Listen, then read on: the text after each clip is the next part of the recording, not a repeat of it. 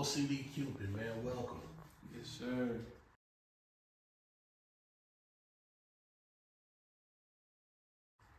So give us a little insight about the name OCD Kupid. Where'd you get the name from? So when I was in like 9th, 10th grade, I started rapping in 9th, but 10th grade, I linked up with my brother ELB, and we've been like family since like 2nd grade.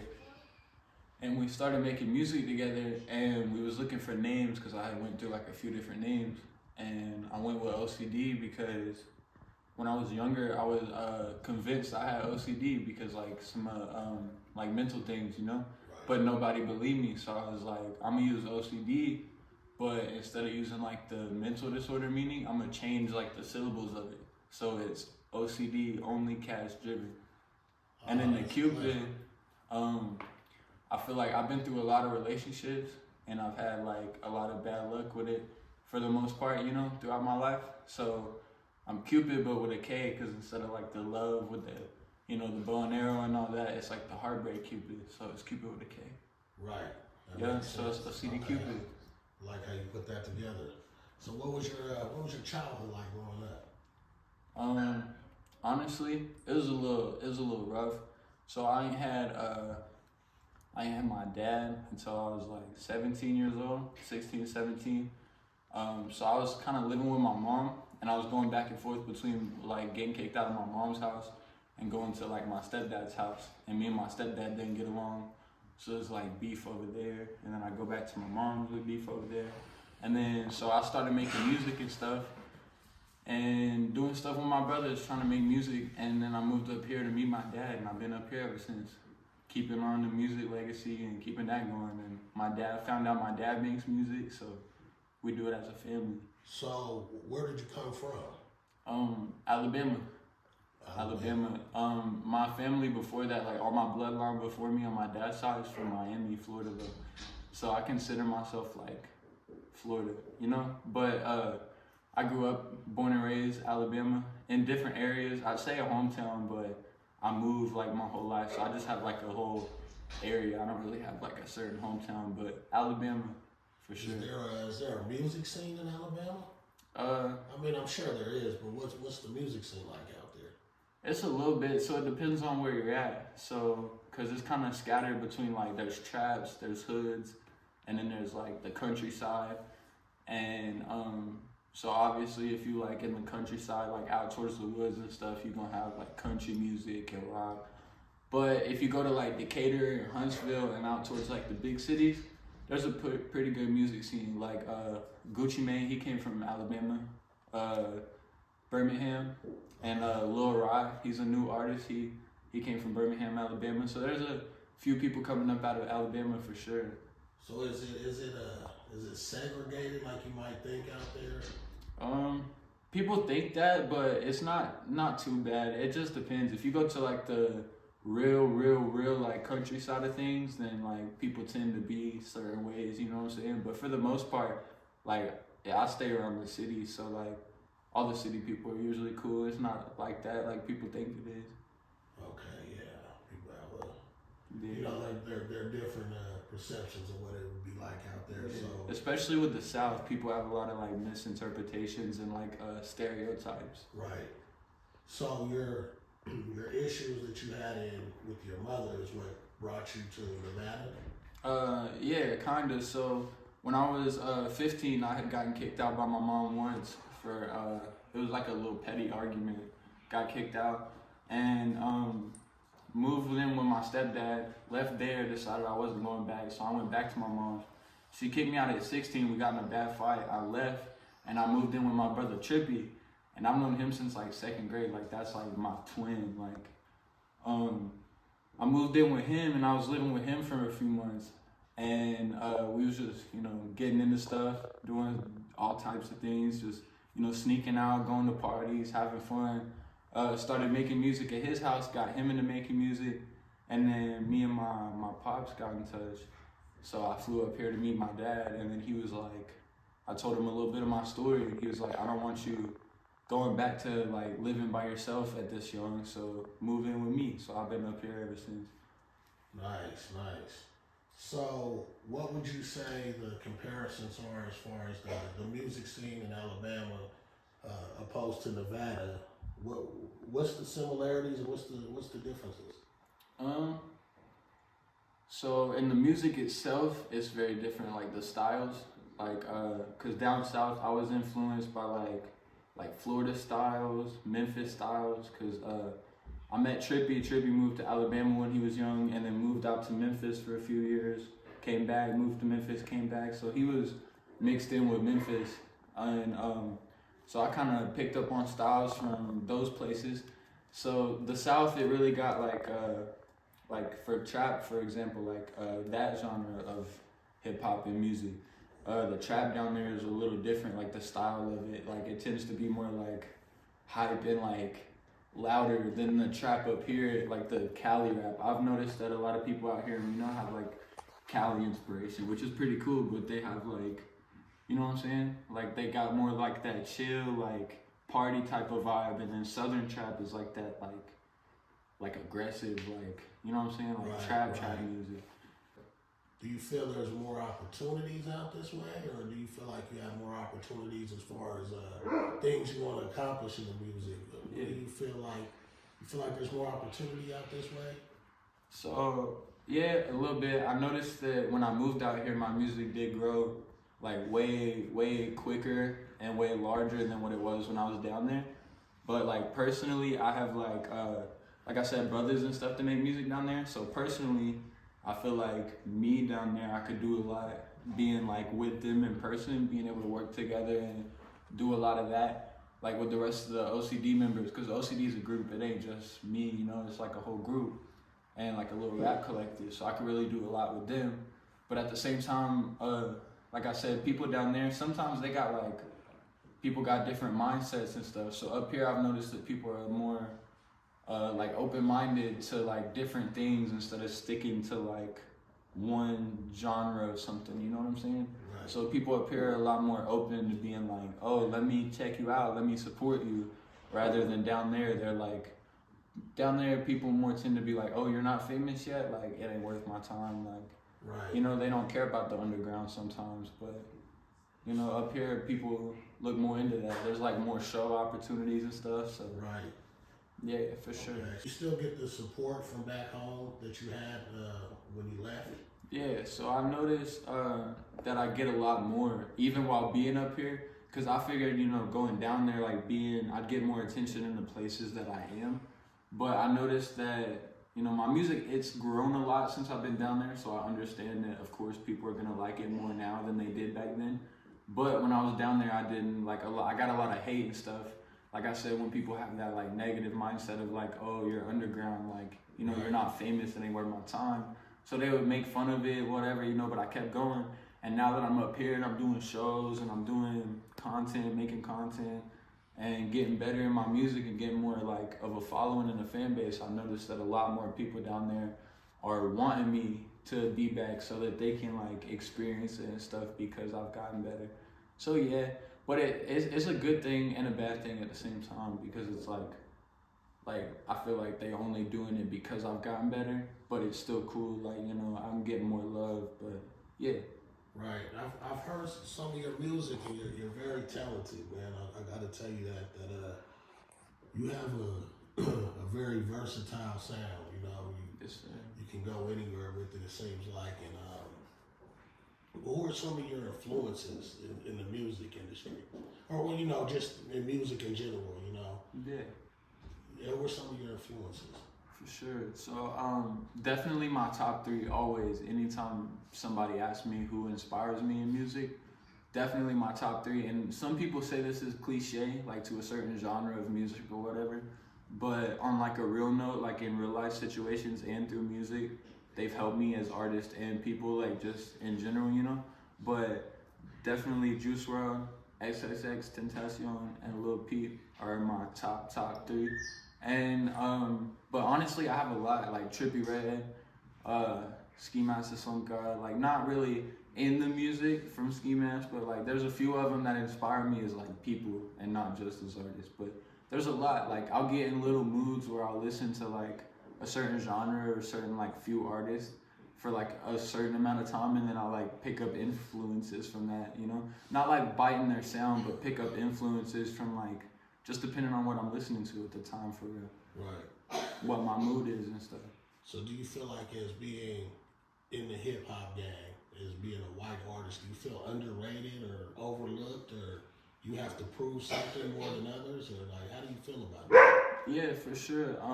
I feel like nowadays it's a lot easier because of like people in the past that kind of set that wave, like Eminem and like a lot of other artists, you know, that came up that were white, but it does come with a lot of hate, especially when I first started. Even like, I hate to say it, but like family members and stuff were telling me like straight up like you can't rap, you can't do that because you're white, like.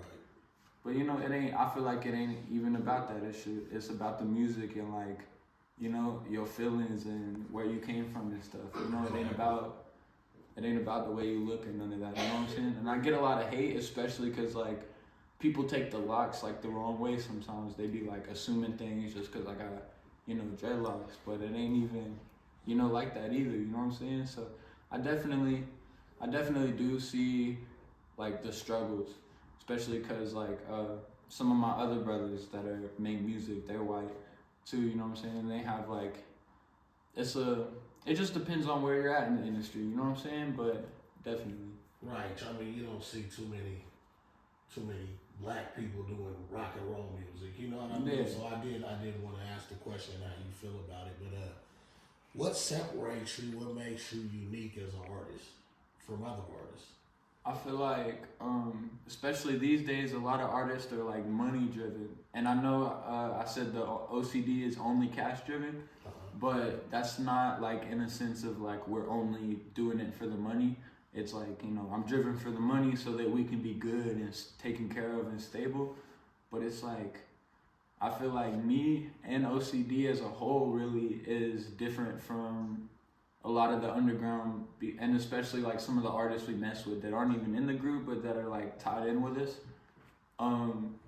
Like my boy Rico, like, and a couple of other artists, they we're not only focused on the like stuff that other artists are mainly focused on, like I said, the money or how much talent, or like who you know, because a lot of people, they only care about like who you're tied in with, like the connections and stuff. But we be working with people like I said, me and Rico, for example, we've had like, I can't even count how many people we've had to the studio in like the past just 2-3 weeks, just recording, letting them record for free, not even like, you know, making them give us anything out of it, just helping them make music, giving them tips, helping them make music. And then now they got attention, and some of them got shows now because we helped them like set up shows, you know what I'm saying, and do this and do that. So I feel like we really care about helping other people achieve their dreams too, and not just, you know, selfish about ourselves. Right. So I feel like that's what sets me and the people in my circle aside from everybody else, is we really care about music, and we really care about people in general and art.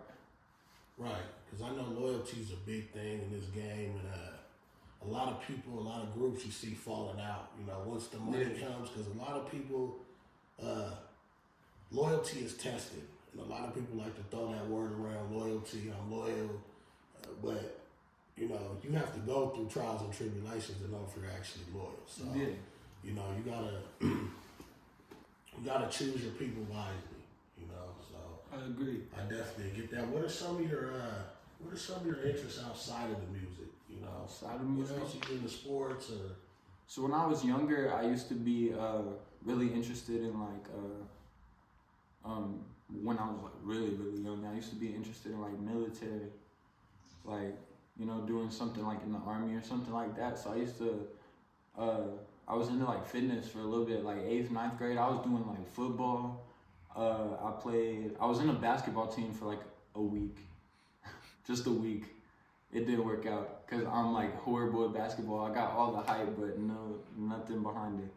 But I like did sports here and there, but then I found the music, and that's what really like kept. But besides that, I really like, to be honest, I smoke a lot of weed. So like, that's my other hobby for real. And hanging out with friends and family, like the people close to me, that's really my other main like attention span besides music.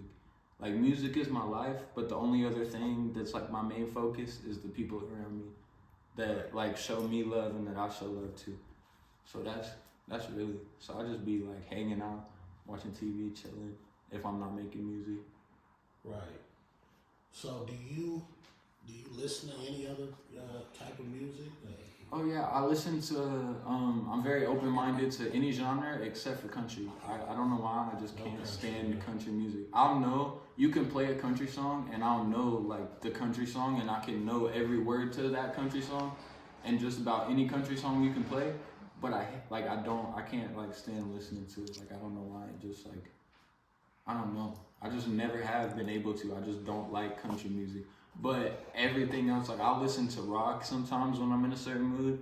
I'll listen to like hyper pop, like pop, punk rock, alternative, like heavy metal sometimes, like screamo rap, trap obviously, any category of rap, reggae. I'll be listening to reggae sometimes with my brother Avery. He be playing reggae music all the time. So Nice. Yeah, I listen to a little bit of everything except for country for sure.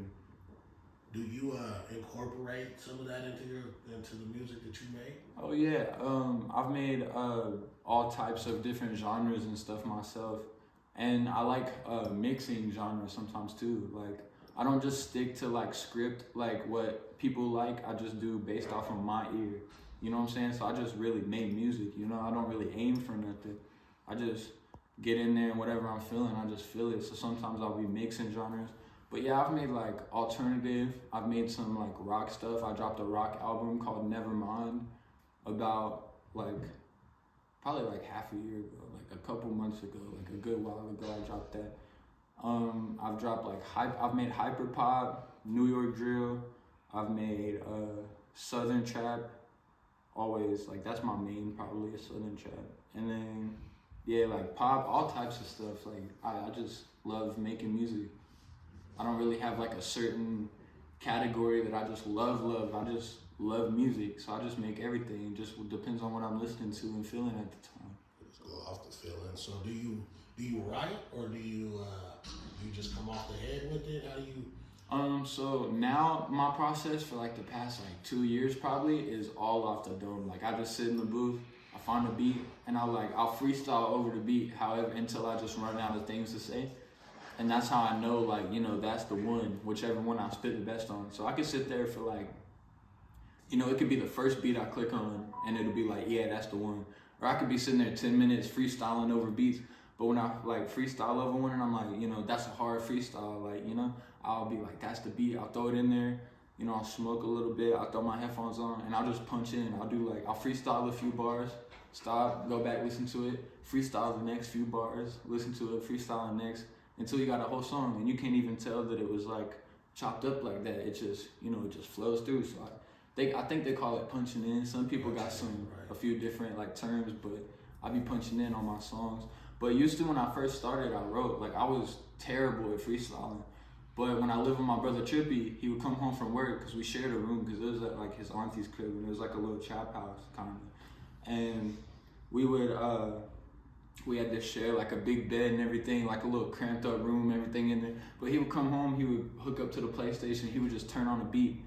He wouldn't let me pick the beat. I had no say in what beat it was. He would just pick a beat, just whatever he thought sounded good, and he'd be like, freestyle. I want to hear you freestyle. Every day that he'd come home from work. So I'd have to sit there and I'd freestyle over as many beats as he wanted to until he was like, you know, chill, like until he was like, okay, like, thank you. Right. Like, so he really is the reason that like I got as good as I am right now, because every day he would just freestyle. So I'd just be spitting until eventually, you know, practice makes perfect. So I'll just get it until I got it, you know what I'm saying? So now I just freestyle everything. So for a little bit I was writing, but when he had me practicing freestyling, I really stuck with that. So that's my process now. I freestyle everything. The only time I ever write is if I'm like out somewhere and I'm not recording and I think of something that's like, I think is like, you know, super creative. I like type it in my notes real quick, like a quick bar, so I can save it and throw it in a song later. That's about it. Yeah, that's my process. Right. So how many people are in the group OCD? OCD. So we've had a good bit of people here and there join, leave, and stuff. So I'm not gonna lie, I'd be losing the track of the exact number because it ain't just been like an exact number for a certain amount of time. It's been like in and out. But we got 302Y. That's my brother. Cause what's cool about OCD is we're all family. We all consider each other brothers. But some of us have never met each other in person.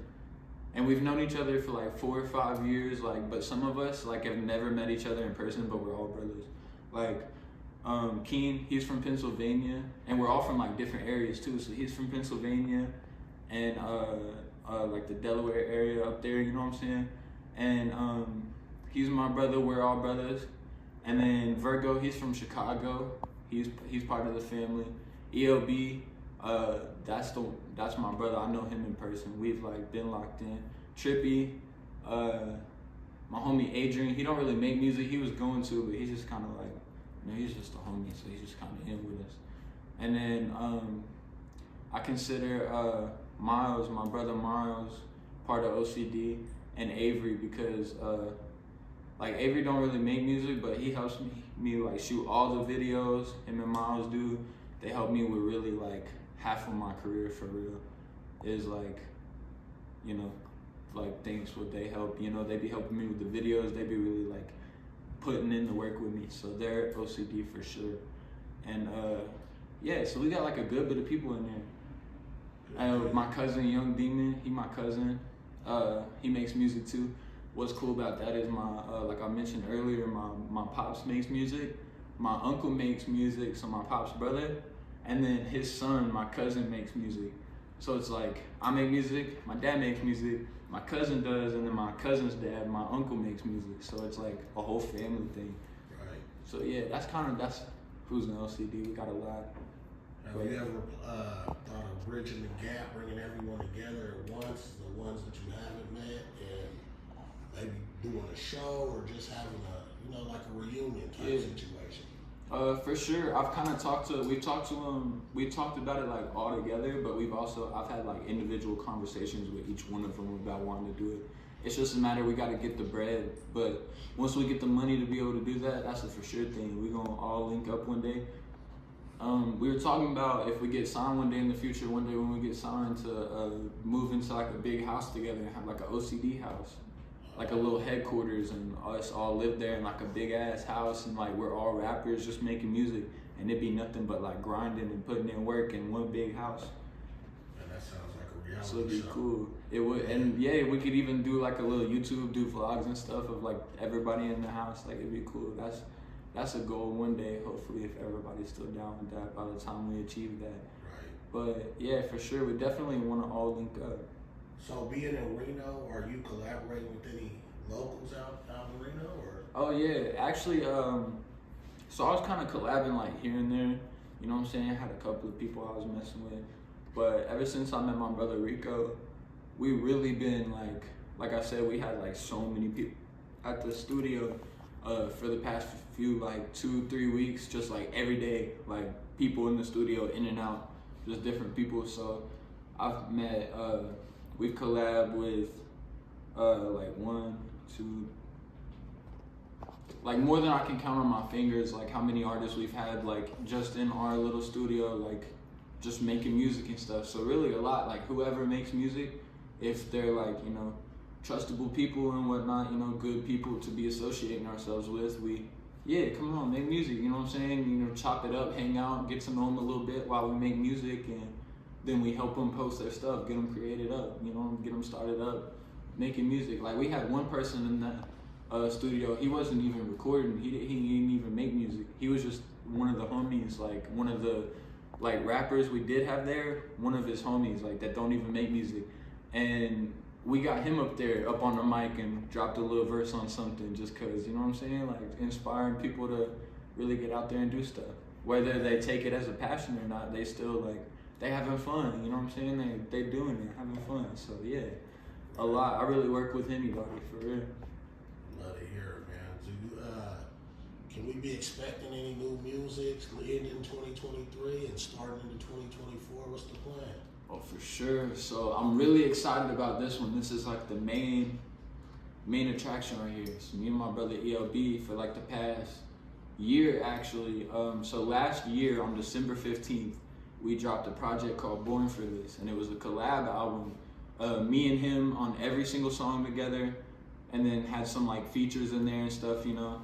Not a whole lot, but a little bit of features, you know. It was kind of put together. It was a good, really good project. You know, it was kind of us, it was a redemption from our first project. So when we first linked up back in like 9th grade, we made a project, but it wasn't really it, to be honest. It was called Reunion, because it was the first time we seen each other in like years.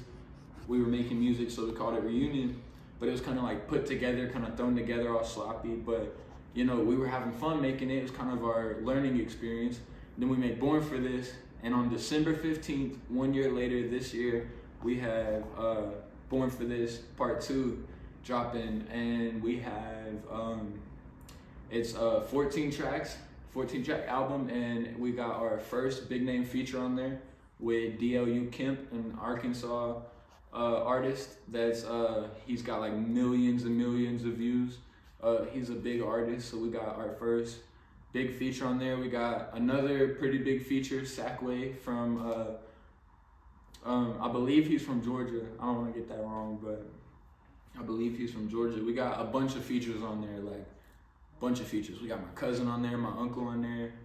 We got everybody, and then besides that, I got I think my next single I'm dropping is called Disrespectful. It's like a kind of like a, I don't know, a lot of people be talking shit on the internet, and instead of like giving them specifically attention, we just kind of hopped in the booth. It's me, Rico, and our homie Selly, and we just kind of hopped in there and was talking our shit. We didn't say nobody's names, you know, giving nobody attention or nothing, but just kind of like a, you know, haha, like, you know, middle fingers up, we're doing better type thing, you know. So dropping that soon. Me and Rico, I'm pretty sure we're still doing a collab tape. I got a collab tape coming with Loto C, I'm pretty sure. I got, yeah, a lot of music, I got a lot of stuff, a lot of songs in the vault too, so everybody stay tuned. Yeah, I got a lot in the works for sure. 2024 should be a big year for you. Yes, sir. I plan on at some point going down and kind of linking up back in the South with my brothers for a little bit, like ELB, so we can push the album, do some stuff, make some music, do music videos and stuff, come back up here, you know what I'm saying? Kind of move around, do some stuff. Really push it, really make it happen. Right. Well, man, I just want to say, man, that I'm definitely a fan, and, you know, it's an honor to get you here, you know, and I look forward to seeing what you have for us in the future. And I plan on doing this, you know, many times as you progress and, you know, on your come up.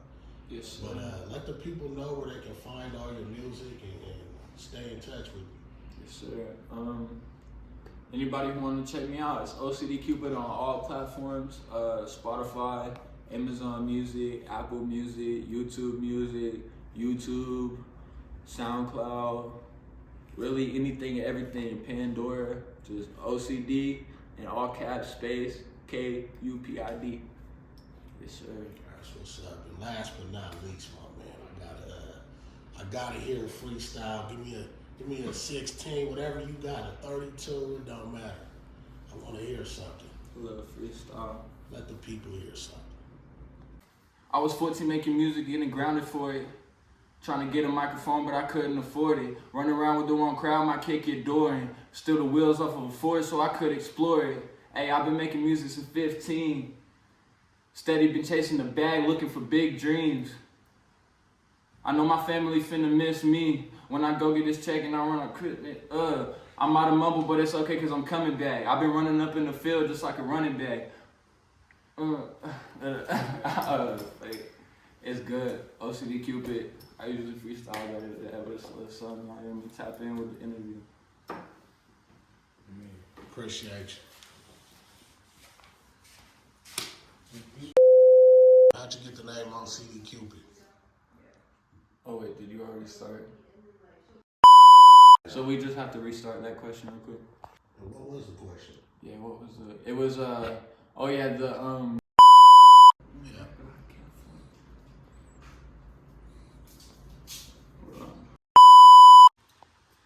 I was only 14 making music.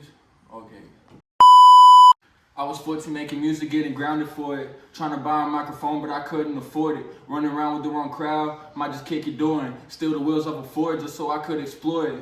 Hey, I'm making music, it's original. Hey, the people say they see my potential. I'm like, oh, that's not what I was gonna say. I had something so cold.